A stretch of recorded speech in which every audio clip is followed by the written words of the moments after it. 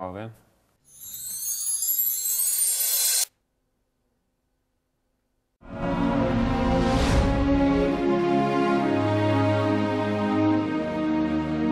Ja reiz mums šajā raidījumā tik ļoti velk apspriest, kam un kāds auto piestāv, Mercedes M-klase būs perfektais sarunas priekšmets. Kā reti kurš cits automobīls, tas sevi apvieno praktiski neapvienojamo. Spriediet paši. M-klase vienlīdz labi piestāv vīriešiem un sievietēm. Tas var labi kalpot gan liela ģimenes universāla lomā, gan kā brutāls bobiks. Un visbeidzot, jūs varat šo automobīlu nopirkt relatīvi nīcīgā ekoversijā, bet tikpat labi to var dabūt brutālā AMG izpildījumā. Tiesa, mūsu šīs dienas varonis, jaunā Mercedes M-klase, dzied mazliet citu dziesmu, jo apskatot šo auto profilā, tā piederība apvidniekiem nemaz tik pašsaprotam vairs nešķiet. Vai Mercedes dizaineri ir vēlējušies paplašināt pircēju loku? Varbūt skarbā džipa tēls sevi ir izsmēlis? Jaunais ML izskatās pēc augstu paceltu universālu, nevis klasiska apvidnieka, un var jau būt, ka tā nav slikta ideja.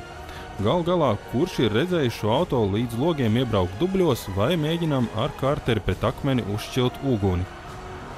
Dzīves pārdomas drīzāk raisa jauna automobīļa dizains. Tas Stuttgartas stilistiem ir iznācis ļoti konservatīvs, un laikam jau ir tapis, kad dizaina studijā bija beigusies kafija. Šis ir Mercedes.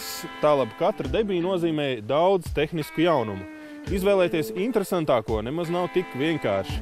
Mūsu uzmanību gan piesaistīja par 1/4 samazināts degvielas patēriņš un šāda interesanta atveri blakus degvielas bākas kaklam.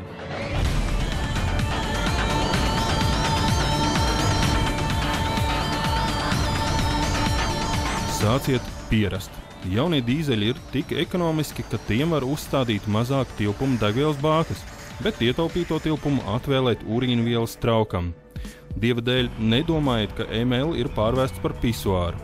Taču ik pēc 25,000 km šajā tvertnē ir jāiepilda 25 litri speciāla šķidruma. Tas palīdz attīrīt atgāzes un sasniegt strikto Euro 6 normatīvu. Pateicoties šim risinājumam, ML atkal ir legāls Rietumeiropas pilsētās, kas mazāk tīriem auto ir daļēji slēgtas. Runājot par citu tehniku, Mercedes šķiet ir centies novilkt skaidru līniju starp ikdienas vajadzībām un dažādām izklaides ekstrām. Piemēram, bāzes aprīkojumā auto nav pazemināto pārnesumu un arī standarta piekari nav regulējama augstumā. Tāds normāls pasažiera auto. Taču stuttgartieši nav aizmirsuši par tiem, kam velk uz bezceļu. Un offroad paketē ir mainām klīrens piekari, pazeminātie pārnesumi, bezceļa programmas un bloķējums centrālais diferenciāls. Vēl viena pieminēšanas vērta debija – aktīvie šķērstabilizatori, kas palīdz apvienot komfortu un precīzu vadāmību. No sudraba zvaigznes automobīļiem ir ierasts gaidīt greznību. Un M-klase jums nelieks īstenot pašas ekstravagantākās idejas. Taču mūsu uzmanību taisnību sakot piesaistīja tas, cik praktisks un ietilpīgs ir šis automobīls.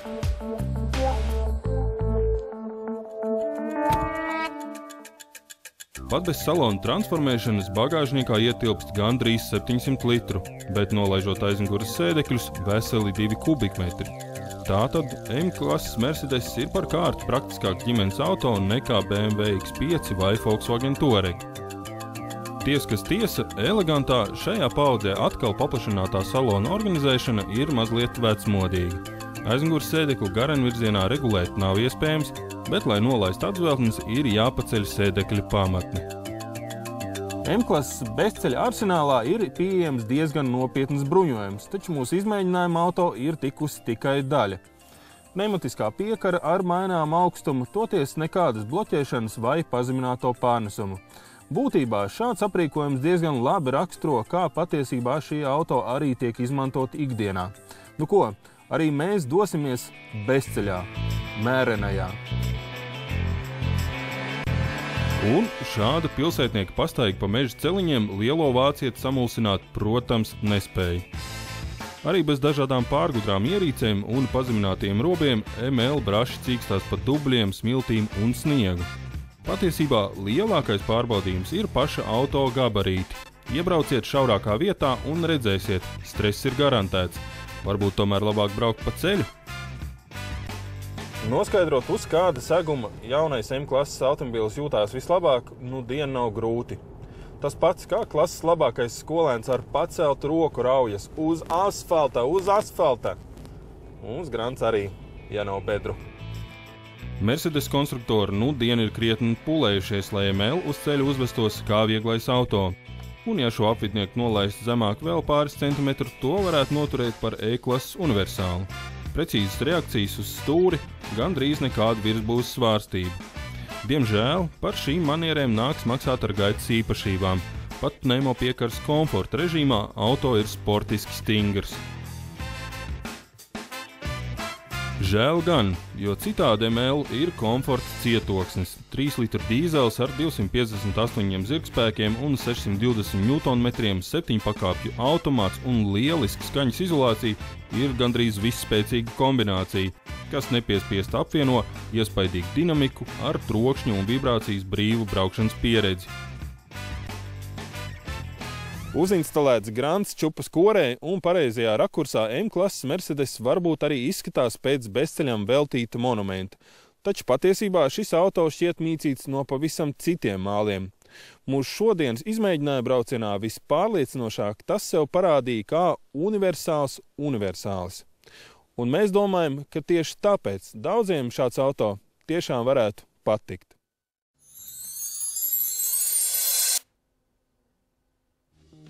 Tagad īsa reklāma, bet pēc tam jaunumi autolietā.